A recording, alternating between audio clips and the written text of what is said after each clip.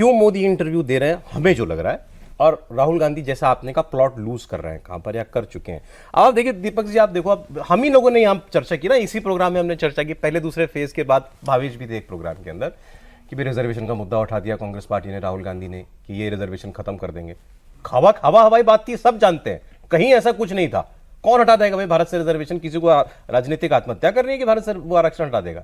लेकिन मुद्दा उछाल दिया उन्होंने। मुद्दा इन्होंने भी कहा, ग्राउंड पर सर्वे कर रहे थे, इन्होंने कहा कि हाँ मुझे कहीं कहीं उसका असर दिखाई दे रहा है। तुरंत प्रधानमंत्री ने गियर चेंज किया, काउंटर। अभी तब तक उनकी पार्टी रिएक्ट करती थी। ये आ गया शायद उन्होंने कि भाई ये वेल्थ रीडिस्ट्रीब्यूशन मुसलमानों को दे देंगे या संपत्ति छीन करके दे देंगे। कोई कह सकता है आपने क्यों उसमें मुसलमानों की बात छेड़ी, उनके पास लॉजिक होगा। कोई कह सकता है आपने क्यों कहा, बट उस वक्त उनको एज अ पॉलिटिशियन अपनी पार्टी के लिए जो करने की जरूरत थी उन्होंने किया बिल्कुल, इनिशिएटिव वापस अपने हाथ में लेने के लिए। अब चौथे फेज तक बम्बार्डमेंट कर दी उन्होंने मीडिया में। मीडिया पर एक किस्म से छाए हुए हैं नरेंद्र मोदी। प्रधानमंत्री किसी को इंटरव्यू दे रहा है तो कौन से मीडिया हाउस है मुझे बता दीजिए नहीं दिखाएगा? कैसे दोष दे देंगे आप किसी के ऊपर? अब कोई बात आरक्षण की नहीं दिखाई सुनाई दे रही कहीं से भी।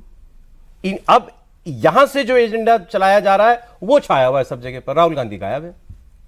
राहुल गांधी आपको रायबरेली की बात कहीं दिखाई दी है नॉमिनेशन के बाद? नहीं दिखाई दी है। और मेरे ख्याल से कल का भी जो अभी तक मेरे हिसाब से कांग्रेस का जो शेड्यूल है उसमें राहुल गांधी का कोई प्रोग्राम फिक्स नहीं है। मल्लिकार्जुन जी जाएंगे, एक रैली रायबरेली में करेंगे, एक अमेठी में करेंगे, ये टूर प्रोग्राम आ जाता है शाम तक। मेरे पास जो प्रोग्राम आया उसके हिसाब से। और मैं आपसे ये कहना चाहता हूँ 9 साल में, चलिए कोई बात नहीं, मैं मानता हूँ चलिए 2019 2014 से लेकर 2019 और 2019 से लेकर 2024 एक कोई नैरेटिव बता दीजिए जो राहुल गांधी ने ओरिजिनल बनाया हो, अपनी मेहनत से बनाया हो। मैं ठीक 9 साल मतलब पहले साल में उन्होंने एक नैरेटिव बनाया, सूट बूट की सरकार जो चला था, वो चला था। उसके बाद उन्होंने जो बनाया हवा हवाई राफेल का बनाया, चौकीदार।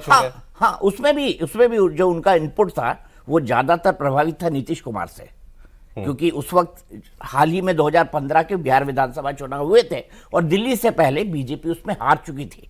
तो ये थोड़ी थोड़ी लाइनें छप चुकी थी और इसी वक्त बराक ओबामा आके गए थे, जिसके बाद उन्हें कहा था। और ये सोशल मीडिया पे, ये भी सोशल मीडिया से चुराया हुआ नारा था, सूट बूट की सरकार। ये कोई ओरिजिनल लिखा हुआ ऐसा नहीं था, ये सोशल मीडिया पे चला, राहुल गांधी ने पिकअप किया और वो चला। दिल्ली के कैंपेन में चला। उसके बाद आप पूरे 9 साल बता दीजिए कोई एक लाइन जो राहुल गांधी की नेशनल हेडलाइन के तौर पर पिकअप हुई। देखिए उन्होंने चीन पर कोशिश की थी। कुछ वक्त तक मुझे लगा इस सरकार को सफाई देनी पड़ी थी, लेकिन फिर वो भी गायब हो गया था।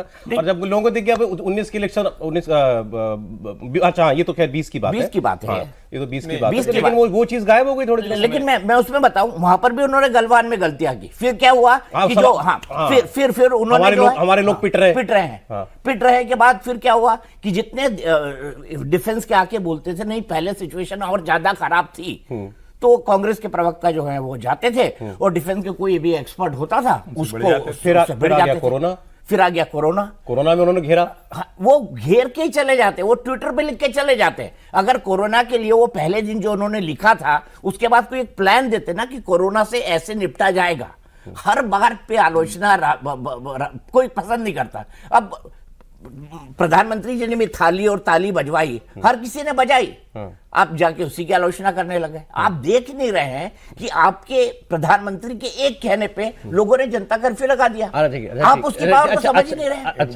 बड़ा रोचक है कि देखिए सूट बूट की सरकार चला, अब राहुल गांधी का सूट बूट ही गायब हो गया।